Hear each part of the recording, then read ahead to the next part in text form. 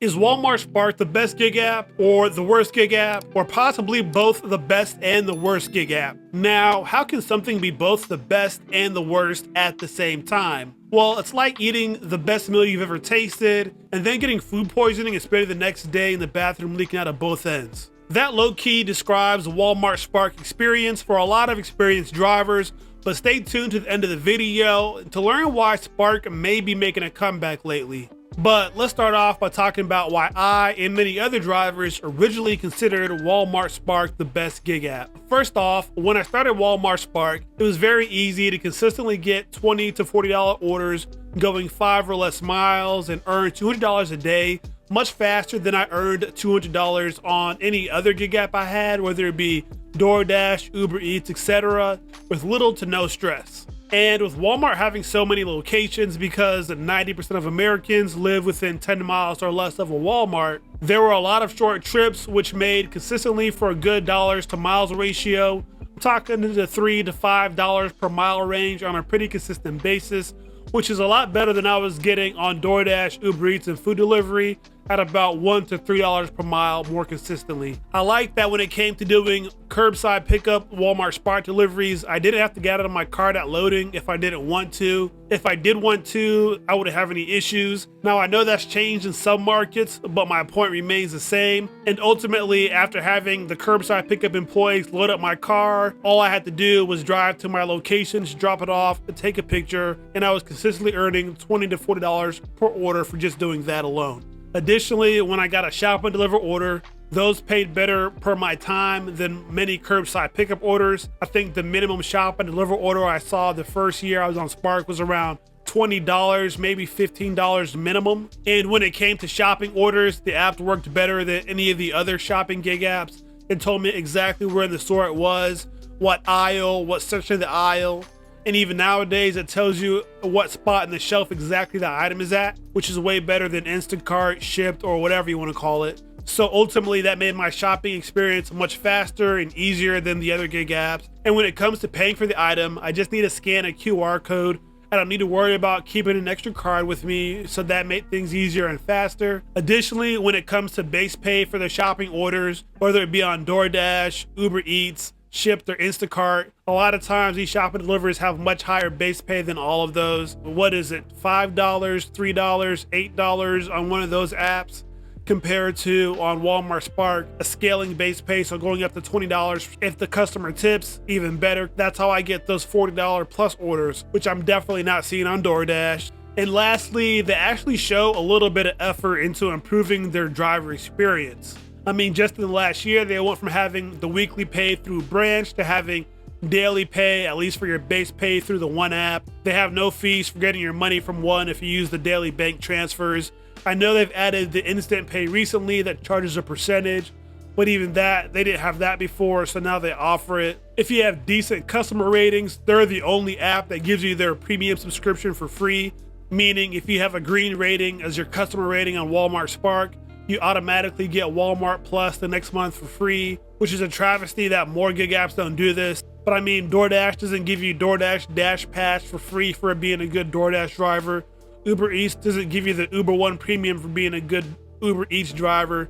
So at least Walmart does something of that nature for the Walmart Spark drivers that are putting a little bit of effort into their work. And of course, after all the Walmart Spark drivers kept talking about fraudulent drivers, fake accounts, identity thieves, etc., they actually did put some effort to try and purge these people from their app so that we can get more orders for the legitimate Walmart Spark drivers. Nonetheless, no gig app is perfect, no gig app is without criticism, and Walmart Spark is not the exception.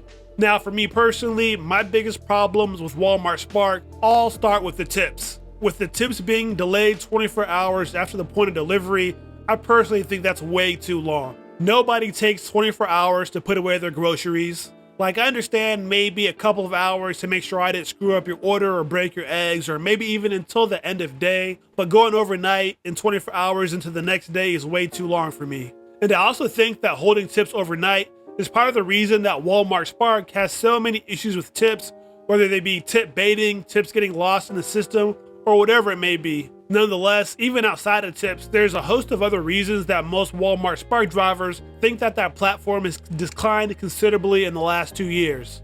Many of us have noticed the increase in Walmart Spark scammers. I'm talking about people using bots and multiple phones flagrantly has increased on the platform. We've noticed lower pay on orders in addition to adding 3-stop deliveries. So basically we're getting paid less per delivery on average. We've noticed identity thieves. So this tax season, we've noticed the impact as we saw people getting tax statements for Walmart Spark orders that they've never delivered and for accounts they've never signed up for. And at the end of the day, Walmart has made it clear that they plan to at some point minimize and or eliminate Walmart Spark drivers with the addition of their Walmart in-home delivery, their store delivery people who drive the electric vans, the Walmart drone deliveries, the Walmart autonomous car deliveries. Nonetheless, lately, Walmart Spark seems to be making a comeback. Over the last month, I've been seeing better paying orders and higher paying orders more often on average. I've started seeing more orders, $20 plus, $30 plus, $40 plus,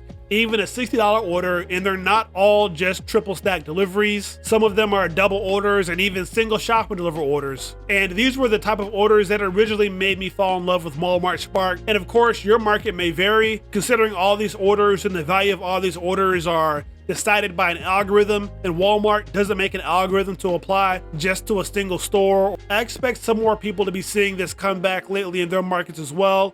Let me know if you've been seeing it in the comments below in your market. I've also noticed they've been trying to do more driver incentives, at least from a corporate level, with the recent Make It Spark sweepstakes. So basically, once you sign up for that, from that point until July 21st, every delivery that you do gets you an entry into a contest to get free groceries from a year from Walmart. Now, when you read the fine print, you find out that this is really just a $6,000 grand prize, but there's two things that stick out once again. A, they're giving out 10 of these $6,000 prizes, and B, they're gonna gross it up to help you pay for the taxes.